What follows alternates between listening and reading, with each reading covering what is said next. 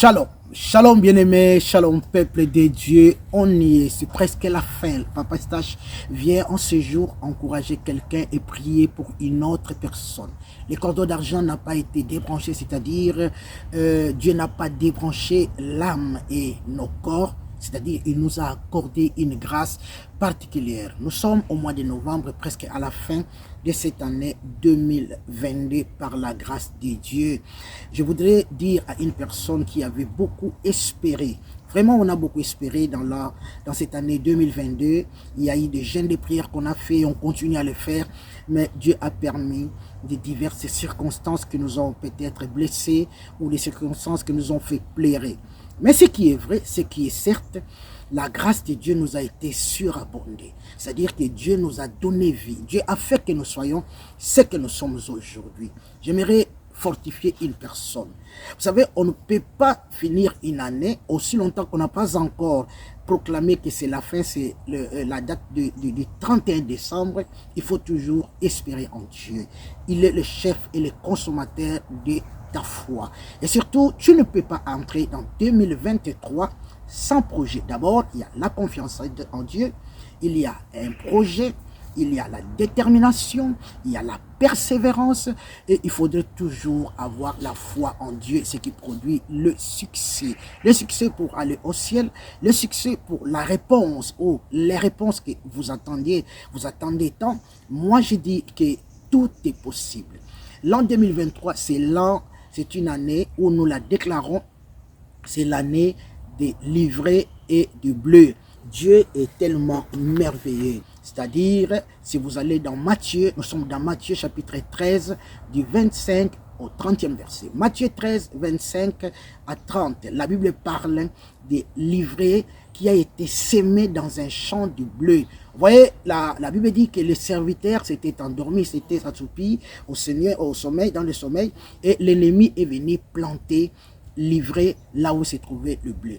Les deux légumes, les deux herbes se ressemblent. Du niveau feuillage, il n'y a pas de problème. Mais le grand problème se situe au niveau des racines. Car la racine du blé rentre dans la profondeur. Mais la racine des livrets s'éparpille. Et deuxième différence, c'est au niveau des fleurs.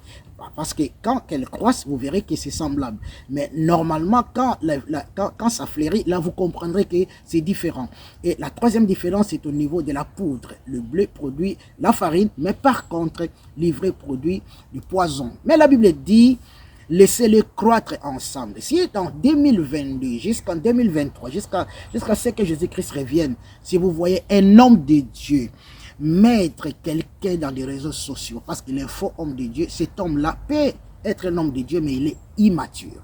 Vous comprenez? La Bible dit, laissez-les croître ensemble de peur que comme les racines des livrets sont éparpillées, elles vont aller attraper les racines de bleu et ils vont les déraciner ensemble. La Bible dit qu'au dernier temps, le Seigneur lui-même ordonnera à ses saints anges de venir d'abord retirer l'ivraie et le jeter, n'est-ce pas, dans le feu ardent. C'est-à-dire, ça c'est un travail qui est réservé au Saint-Esprit.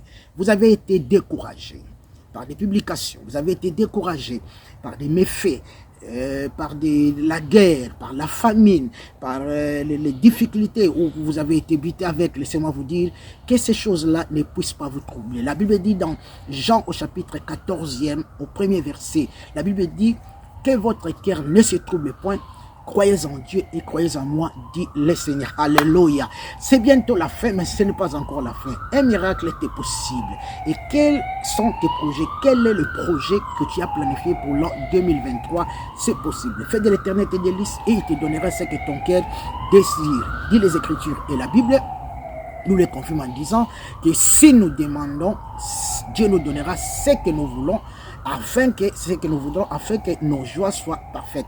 Que la joie d'une personne soit véritablement parfaite. L'apôtre va prier pour vous. Père, j'ai prié pour un saint, pour un païen, pour une personne qui me déteste, qui n'aime pas me voir. J'ai prié pour tous ceux qui travaillent pour que l'évangile n'aille pas de l'avant. Pardonne-leur. Ceux qui ont été découragés, fortifie-leur. Que les malades soient guéris. Ceux qui ont espéré en toi. Nous qui avons espéré dans ta parole. La Bible dit que tu es le chef et le consommateur de notre foi. Et il est écrit que nous puissions croire que tu existes et tu es le rémunérateur de ceux qui te cherchent. Honore ta parole en nous. Confirme ce que nous sommes, oh Dieu. Fais que ton nom soit glorifié. Que les diables échouent. Que les ténèbres échouent. Que les sorciers échouent. Ne débranche pas notre corde d'argent parce que nous avons encore besoin du salut, oh Dieu. Fortifie-nous. Que la guerre en Ukraine ne puisse pas se nous abattre. Que la menace nucléaire ne puisse pas nous abattre. Que les méfaits de tes serviteurs, de ton peuple, le travail des ténèbres, des sorciers, des charlatans, qu'ils soient confondus au nom de Jésus-Christ. Qu'une grâce particulière. Que les stériles enfantent, les célibataires se marient, que les lépreux soient purifiés, les morts ressuscitent, les paralytiques marchent, les malades soient guéris au nom de Jésus-Christ et que les gens soient bénis. Amen, amen, amen. Praise the Lord, that's right. L'apôtre dit, soyez comblés de bénédictions. Préparez-vous à notre jeûne de prière qui va débuter du 1er décembre au 31 décembre. Ça sera avec pour thème, car il est très honteux de dire ce qu'ils font en secret. Nous bousculons les diables jusque dans les arides au nom de Jésus-Christ. C'est comme une bénédiction au nom de Jésus-Christ. Amen.